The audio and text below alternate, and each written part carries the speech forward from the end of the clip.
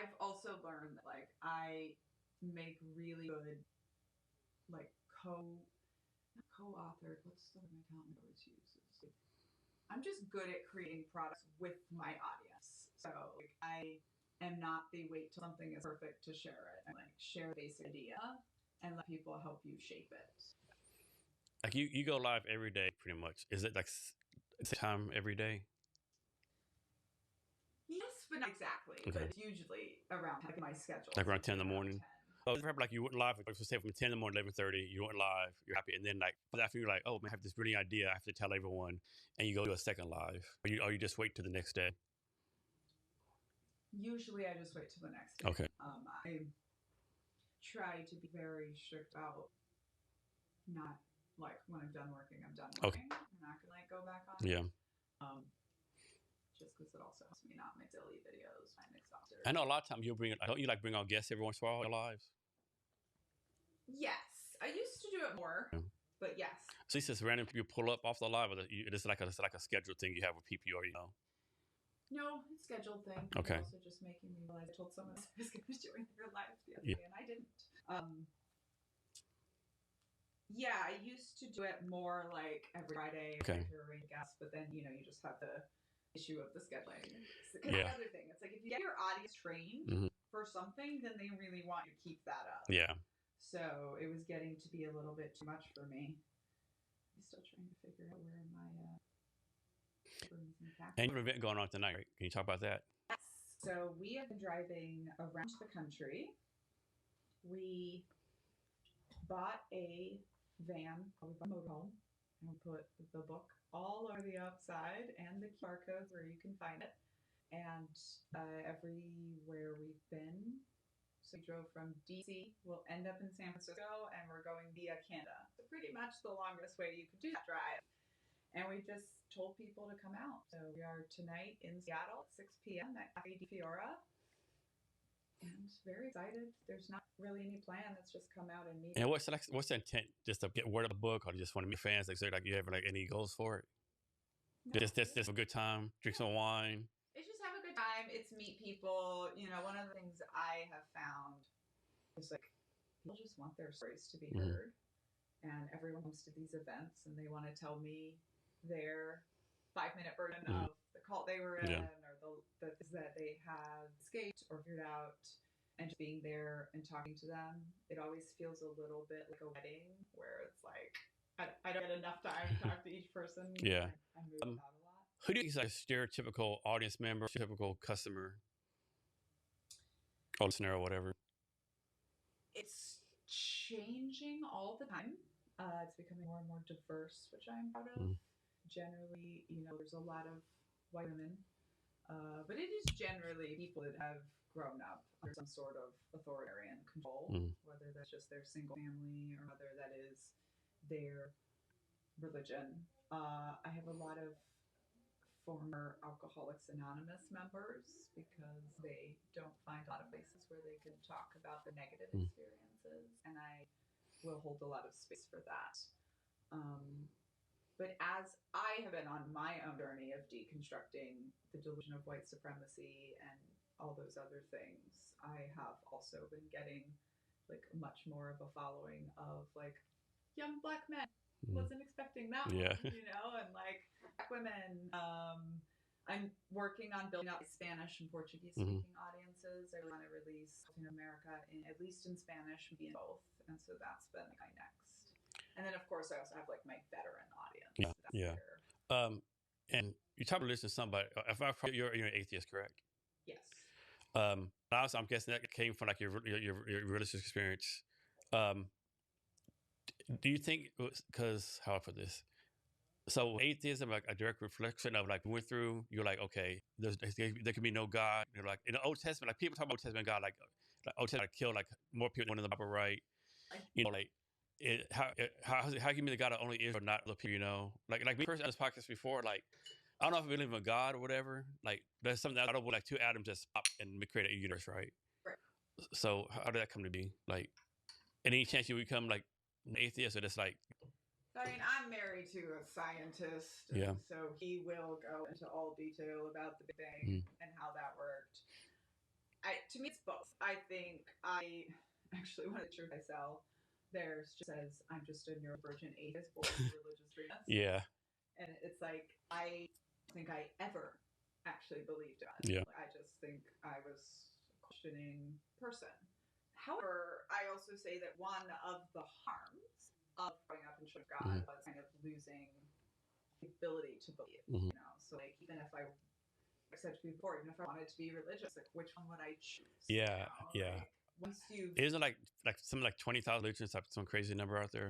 huge number, and like once you've lived a life that was so sure it was the right way, and then you realize it's not only not, but super not. It's like Yeah. I said, you know, short of being knocked off my horse on the road to Damascus and having a religious experience, which one would I choose? But also, what's been interesting to me is I just think I don't care. I don't care about what's out there. I don't care about how he started. I don't really care about what comes after. I'm just in the here now. Obsessed with the here now and all of that stuff. My child, different. Yeah. She has the questioning religion kind of thing. And that's been interesting for my husband and I to try to guide as we don't. And I think if you follow science, like you're a scientist, like you're kind of hard to be like the guy. But then again, it's like all this stuff works some kind of way. I don't think this happened right. Like, you know, our kidneys the right place, the physics of the moon, the right place. You know, it's something happened right. But that is, I have no idea, right? Yeah, and that's kind of the thing for me too. So I don't know if you've ever heard of Pascal's wager. So Pascal says, well, if I'm right and there's no God, then nothing happens to me. Yeah. If they're right and Angry Sky Daddy is Yeah. the answer, Yeah. then I go to hell forever. Yeah. So I guess I'll believe in God. And Yeah. I have Daniela's wager, which is like, if their way is right, Angry Sky Daddy is the answer, and he's still going to send me to hell after what I suffer in his name, then I don't want to hang out with that guy, you know? Yeah. And my thing has always been like, you know, how come God always seeks some random shepherd that no one knows about, right? Like, how does he just like speak to the pharaoh, the president of the United States, you know? In the Bible says, like he said, the pharaoh let the people go, and then God hardened his heart. Like, what fucking shit is that, right? You know, like that definitely is kind of the realization for a lot of people. It's like, well, isn't Christian God a little bit abusive? Yeah. That's the real, you know? Like, I was trying to explain hell to my daughter the other day, and it's like, well, you know, imagine he said, Daddy loves you, but if you don't do everything right, he's going to burn you to death. Yeah. Here's one for you. I read it somewhere. He said, let me get it straight. If I sin against God, he's going to send me to hell because I'm against God, but he's sending me to a place run by the place who hates God most. And it's going to be a punishment. We're like, oh, we'll be kicking it, right? You know, like.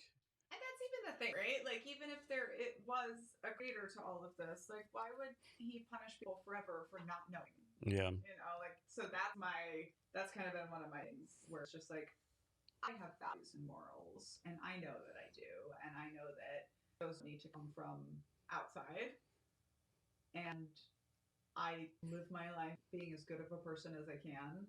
I've, of course, hurt people. I've tried to apologize where I can. And, like, at the end of my life, that's not enough for whatever being is there. And it's not religion. The thing that plays the most important part is like where you're born, right? You know, like, so you're telling me because I'm born in Texas, I go to heaven, but the people in Saudi Arabia go to hell automatically, right? Yeah. I don't know. That doesn't make sense to me. But I mean, could be fucking wrong, right? You know, who knows, right? Oh, do you ever watch South Park? Do you see episode that one time they did an episode on this? And, like, everyone died. It was like, what's our religion? It's Mormon. Like, Mormons? How the fuck are they religion? You know? Yeah.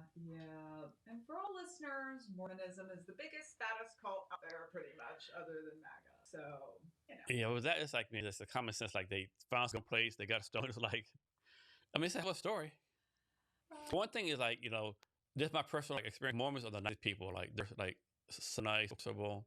But that is true for all cult members. Like, that's one of the things they tell people. Okay. Like, the children of God were very nice neighbors because they don't want you to look. Yeah, that's true. And all of that.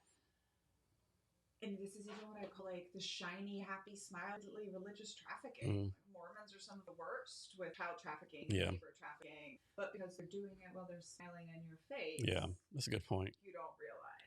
Is there a list like the top 10 worst cults out there somewhere?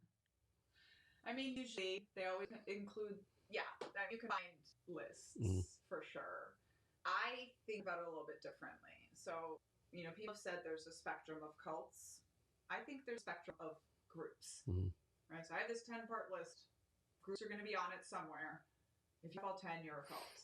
And once you get to like full cults, I think the only difference is time, money, and impunity. So like Mormons, time, money, and impunity. Children, time, money, and impunity. Scientology, time, and impunity. And very often, if the cult experience wasn't that bad, it's just like Jehovah's Witnesses isn't as intense of a cult experience as Mormons because they're poorer, they have less power, they have less control, kind of thing. These cults, like, are they on FBI watch list, law enforcement watch list? They need like abandonment stuff. Some of them, but honestly, we had a whole thing called the Cult Wars in America, which was in the 80s. People had the Constitution to request, the desire to request laws against coercive control. Religious leaders and religious academics decided to fight back really hard against that, and we kind of dropped it. So the reality is, I mean, while I wrote this book, we were literally had a cult living on two sides of our townhouse, and talked to our FBI friend, and if everybody's 18 and you can't prove, like if they're physically saying they want to be there, it's very, very hard to get law enforcement to do anything about it. Okay. And this is part of why understanding that cults are about labor is so important. Because when you do want to go after a cult, like the TikTok 7M dance cult, China Church was just raided, and it was raided by the IRS, Department of Homeland Security, and one other thing. But it's basically like you go after them for labor trafficking, because that's where you're always trying to go after the other kinds of abuses. It gets very, very complicated. But if you can prove the labor, that's where you can get the authorities involved. When you wrote your first book, do you get like any kind of threats or any like negative stuff to turn on about people? Like, don't write this book, or we're gonna go against you. God is very toothless. They don't really exist. The military's too big to have care, so they just treat everything violence. Now, that being said, being a public person on the internet talking about cults, you get a lot of threats. And actually, for my experience, the worst has been Alcoholics Anonymous, where like I've literally gotten a death threat for talking about it.